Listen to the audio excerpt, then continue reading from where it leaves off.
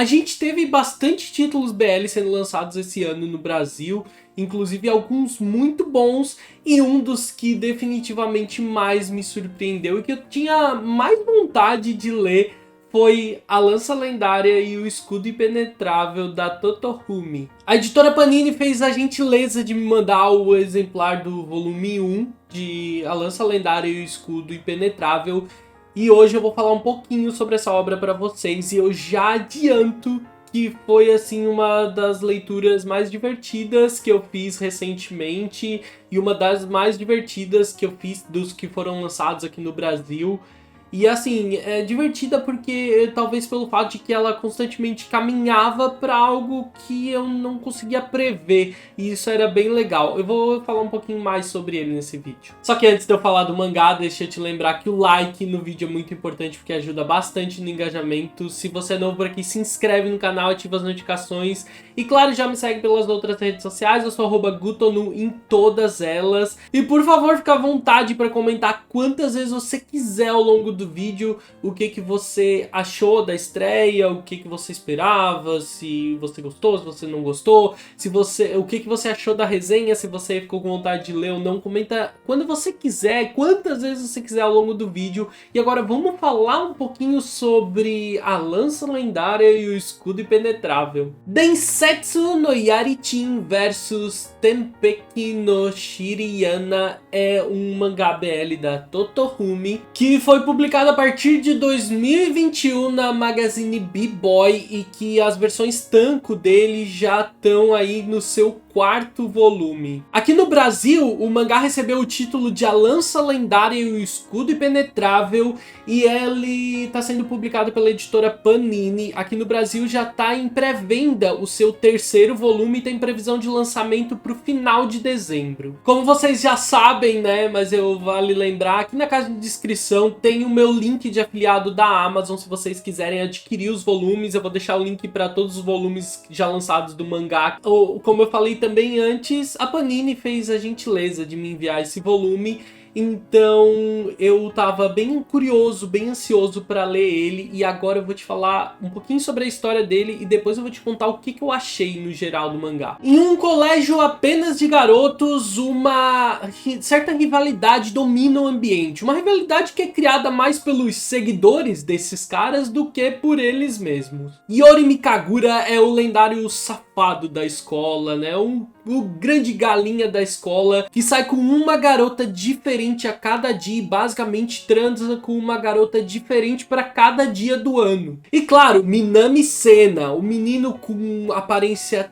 tão bonita e com notas tão boas que óbvio que essas excelentes características iam colocar um alvo nele e ele ia ser mirado por diversos outros rapazes da escola. Por não ser tão forte e poder apelar para uma briga, o Sena, ele sentia que a única maneira dos outros caras deixarem ele em paz é se ele, de alguma forma, humilhasse esses caras. Então o que ele fazia era agir mais rapidamente, reverter a situação, e então ele mesmo metia nesses caras antes que eles pudessem tentar alguma coisa com eles. Isso acabou revertendo a situação e criando pra cima dele alguns comentários positivos sobre a maneira como ele fazia sexo com esses caras, o que acabou acendendo ainda mais holofotes pra cima dele. E além de tudo, ainda existe uma dúvida que paira sobre ele e as pessoas têm muita curiosidade de por que ele teria deixado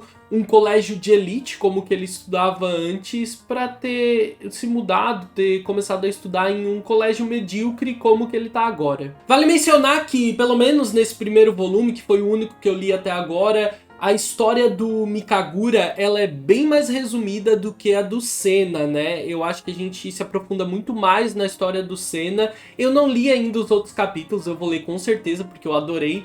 Mas quem sabe, como a história ainda tá em andamento, em algum momento eles se aprofundem um pouco mais nos dramas e problemas que estão relacionados à vida do Mikagura, como personagem mesmo, né? Não necessariamente no que tá atrelado ao relacionamento dele com o Sena. Final de contas, qual dos dois é o mais forte do colégio?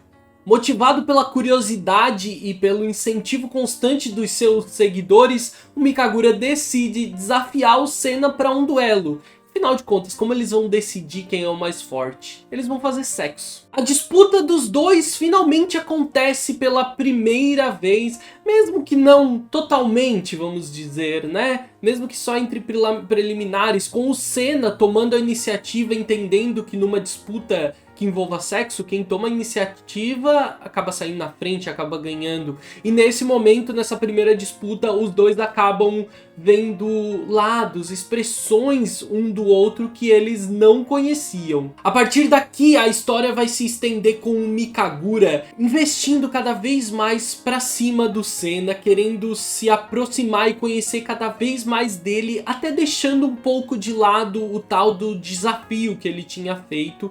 E ele acaba se aproximando, entrando cada vez mais na vida do Senna e até conhecendo a família dele e alguns dos lugares mais íntimos da vida dele. O Senna se vê cada vez mais envolvido pelo grande rival dele, mesmo que ele tente agir sempre de maneira a evitar o rapaz, sempre de maneira evasiva. Ele não consegue. Muitas das saídas que ele tenta e até a sua personalidade evasiva e defensiva que tá sempre por ali, que domina ele, acabam sendo ofuscadas pela determinação inabalável do Mikagura. Cada nova face que o Mikagura conhece do Senna acaba deixando ele ainda mais obcecado, fazendo ele agir de maneira ainda mais determinada, com avanços ainda mais intensos. Mas pro Senna, isso tudo não passa de uma tática do Mikagura para vencer o tal duelo deles, que o Senna entendeu que ainda ficou em aberto e definitivamente ele não tá disposto a ceder. Então, quando um acontecimento absurdo, né, coloca o Mikagura em uma posição de grande herói da história, o Senna vai perceber que os sentimentos e a determinação do Mikagura são muito honestos pra com ele, né? Então ele acaba aceitando esses sentimentos do Mikagura, ele finalmente aceita as investidas do rapaz pra cima dele e ele finalmente entrega o seu coração e, claro, o seu corpo pro adversário, pro rival. Claro que tudo acontece de maneira deliciosamente clichê, com o Senna descobrindo os prazeres que ele nem imaginava que pudessem existir como um homem passivo na relação, e o Mikagura cada vez mais incontrolável e insaciável, descobrindo aquelas novas facetas do homem que ele tanto ama. Uma parada bem legal desse momento em questão é a descoberta do Senna dos prazeres que ele nem imaginava na posição de passivo da relação. Antes ele achava que o ser fodido por alguém, como ele fazia com os caras que enchiam o saco dele, era uma coisa completamente humilhante e de perdedores. Mas quando ele faz isso com alguém que ama ele de verdade, ele percebe que faz aquilo com muito carinho, ele encontra diversos prazeres que ele não imaginava que existiam ali. Os seguidores, né, que antes incentivavam a batalha entre eles, percebem os dois juntos, porque é meio que acaba ficando meio óbvio assim em algum momento da história, e eles acabam aceitando a relação dos dois. E o que antes era visto como uma grande rivalidade é visto de maneira completamente diferente agora. Porque os seguidores deles começam a perceber que, por mais que a rivalidade fosse legal, ver os dois homens mais fodas do colégio agora juntos torna eles ainda mais fodas. Toda a história está embasada em uma lenda sobre um mercador que vendia uma lança que tudo perfura e um escudo que nada penetra. E aí toda a narrativa desse BL, ela tá construída em cima disso e sobre o questionamento de, afinal de contas, qual dos dois seria mais forte. Que é realmente o grande questionamento que paira sobre essa lenda. É tudo tão bem amarradinho pra chegar em um momento onde a gente esquece a pergunta de qual dos dois é mais forte e passa a entender que, indiferente a quem venceria essa disputa, a questão é que juntos os dois são invencíveis. Além dessa boa narrativa com base na lenda, a história...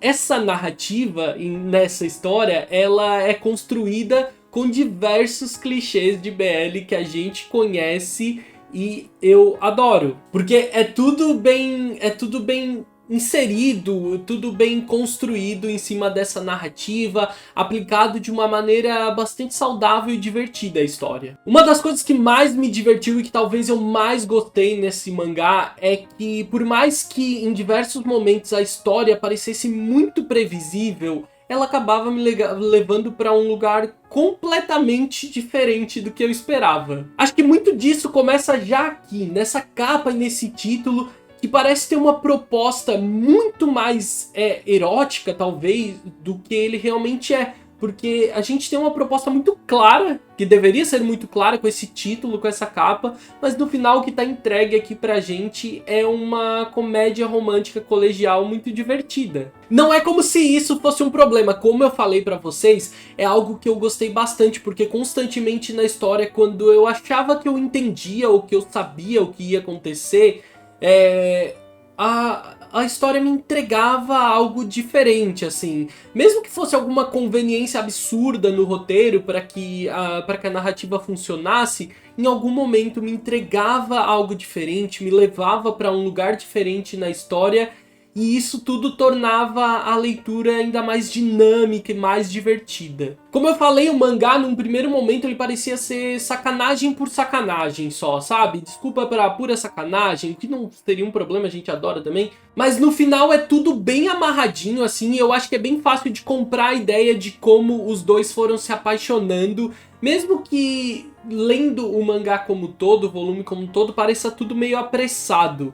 Afinal de contas, ainda mais sabendo que ela tem outros volumes, tipo assim, não precisava que o amor fosse tão rápido, mas não é um grande problema da história, assim. Como eu disse, mesmo que pareça meio apressado, é bem fácil de comprar, porque tá tudo atrelado a uma narrativa bem gostosa, bem dinâmica, sacanagem no nível certo, então é bem fácil de aceitar essa pressa ou as pequenas conveniências do roteiro. O próprio sexo, que quando eu vi o título e a capa do mangá, eu achei que fosse a base da história, ele não se torna base, mas ele se torna elemento fundamental para o desenvolvimento dos personagens.